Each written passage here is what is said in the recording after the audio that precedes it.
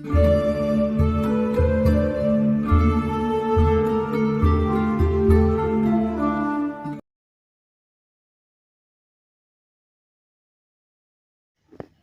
एक सेब के पेड़ पर रहती है और उसकी एक छोटी सी बच्ची है। उसका पति एक कौवे की राशन की दुकान पर काम करता है।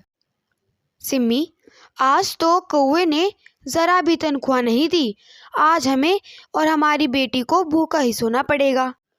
पर कौवे ने ऐसा क्यों किया काजू जी? मुझे मेरी फिक्र नहीं है, पर हमारी बच्ची का पेट खाली है, उसका क्या करें? माँ, पापा, मुझे भूख लगी है, मुझे खाना चाहिए।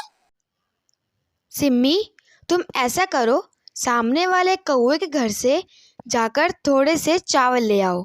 सिम्मी कौवे के घर जाने लगती है और कौवे से बोलती है, कौवी बहन, कृपया मेरी सहायता करें। इनके मालिक ने तनख्वाह नहीं दी है और मैंने कुछ भी खाने को नहीं बना पाया है। मेरी भोली भूखी है। अरे सिम्मी बहन, तुम मुझे यह सब क्यों बता रही हो?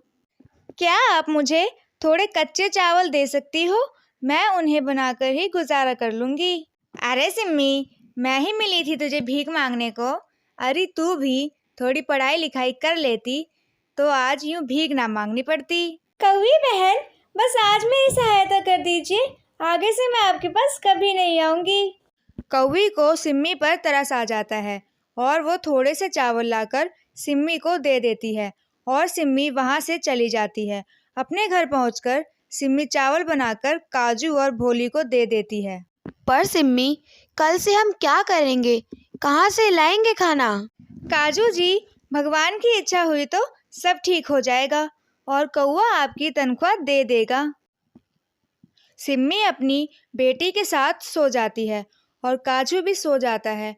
जल्द ही रात से दिन हो जाता है और काजू काम पर निकल पड़ता है। काजू कौवे की दुकान पर पहुंच जाता है। मालिक, कृपया मेरी कल और आज की तनख्वाह इकट्ठी आज शाम को काम खत्म होने के बाद दे दीजिएगा। ए काजू, कौन सी तनख्वाह की बात कर रहा है तू? और तू काम पे क्यों आया है? मैंने कबूतर को काम पर रख लिया है, तू जा यहाँ से। मालिक, मेरे साथ ऐसा मत कीजिए। मेरी बीवी बच्चे कहाँ जाएंगे?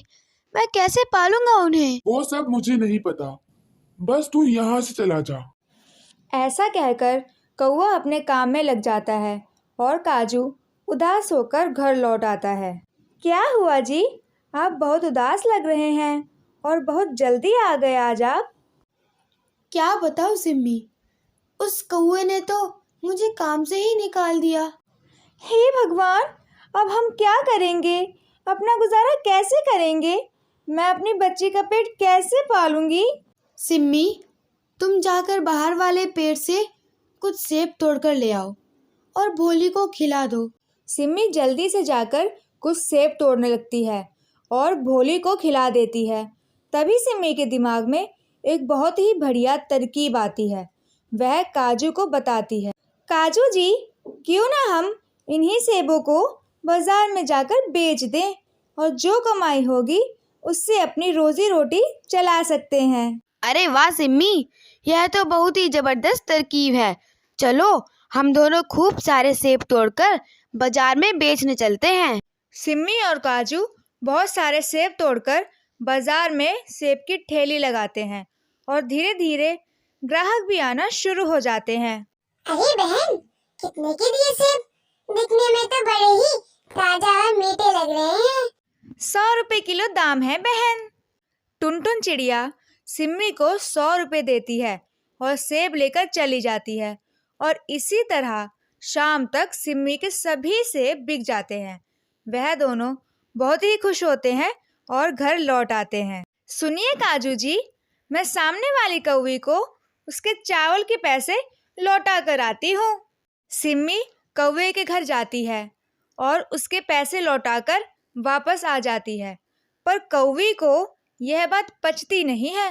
वह सोचती है कि गरीब सिम्मी के पास पैसे आए कहाँ से और मन ही मन सिम्मी से जलने लगती है।